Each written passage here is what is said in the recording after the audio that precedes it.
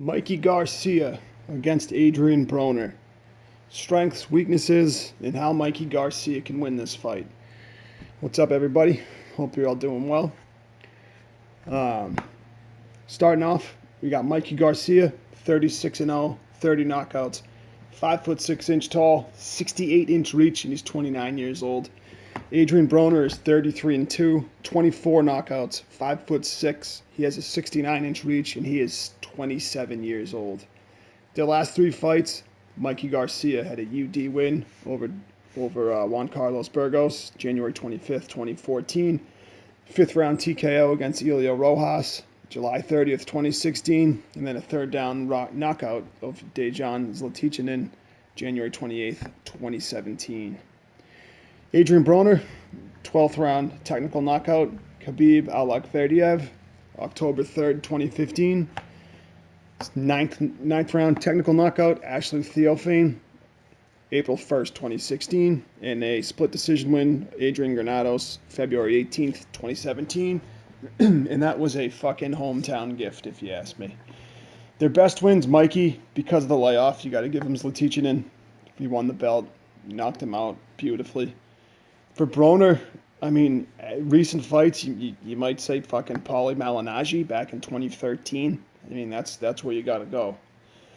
On to their strengths, starting with Mikey. He's an extremely precise puncher with good power and good application of that power.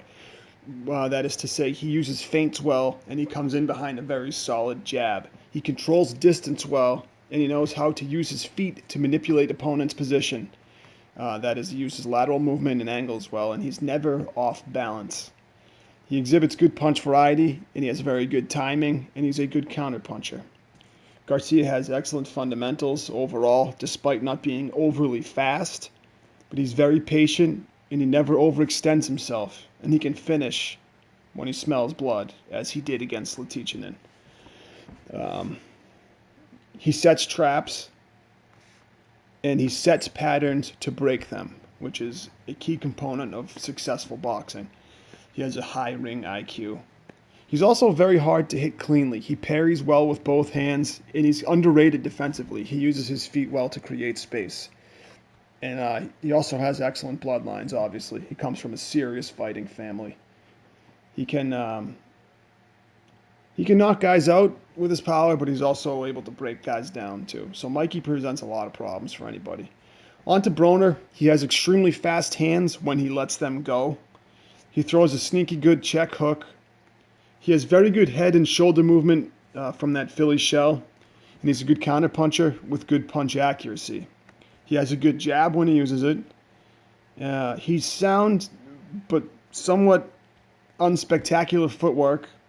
Decent enough power, but that was mostly evident at lower weights, where he was knocking guys out much more frequently. That power hasn't really carried with him, but he still has decent pop overall. He knocked Porter down late in that fight, for instance. He has good defense overall, but not elite. He's not in the elite category by any means. I mean, the guy has plenty of talent and athleticism, but he doesn't always make the most of it, which is what makes Adrien Broner a frustrating fighter to watch. On to their weaknesses with Mikey first. He hasn't necessarily been tested yet. He starts slow at times, and he can have rounds stolen from him because of it. His chin also hasn't been tested very often. Another question about Mikey is, will his power carry up? It seems to have so far, but only time will tell. And how much is this long layoff that he had going to affect him in the long run, if at all? I mean, early indications are that it's not going to affect him very much, but he had 2 years off or so, if I recall correctly, and he's only had 2 fights since coming back. So have we seen the best of Mikey already, or is that yet to come? I mean, he's not infallible. Salido was able to bother him early until Mikey broke his nose. And he also got dropped by Rocky Martinez. Overall, though, I wouldn't say he has any real glaring weaknesses. For Adrien Broner, he can get lackadaisical and be outworked, as he was versus Porter and Granados, in my opinion. He fights with no urgency at all sometimes. He's susceptible to volume punchers and guys who throw from different angles, as in Maidana and Porter. And he's shown questionable heart and dedication to boxing. Often. His power hasn't carried up, as I spoke of before.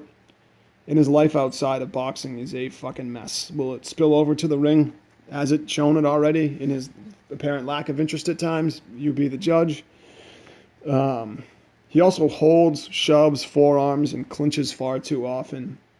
And he tends to throw a lot of looping punches. So with all that being said, how does Mikey Garcia win this fight? Well, first off, it's clear that aggressive volume punchers can trouble Broner. And while Mikey doesn't exactly fit either category, he has the ability to adjust his game plan accordingly. And when you combine that with his punching power and accuracy, I believe this makes for either a short night or a long and painful night for Broner. Mikey is extremely good at feinting and using his feet to move the opposition where he wants them, as we saw versus Latichinen. And Broner's customary leisurely pace and tendency to crumble under pressure will surely cost him at some point or many points during this fight. Of the two, I think Garcia's power has kept more of its effect during his rise up the weight classes. And while Broner is fast, I don't know if he'll have enough to pull this one off. I personally believe that he was clearly outworked by Granados in a fight where Broner looked occasionally overwhelmed and entirely disengaged. About billions should be a little more about boxing, but no matter. In the end, I see this as being mildly competitive for 3 or so rounds before Mikey turns it up. Broner turns it off, and Garcia finishes him by knockout or TKO sometime around 9. How do you guys see this fight playing out? Let me know in the comments. Thanks for listening, as always. Straight right boxing talk. I hope you're all doing well, and I will see you next time.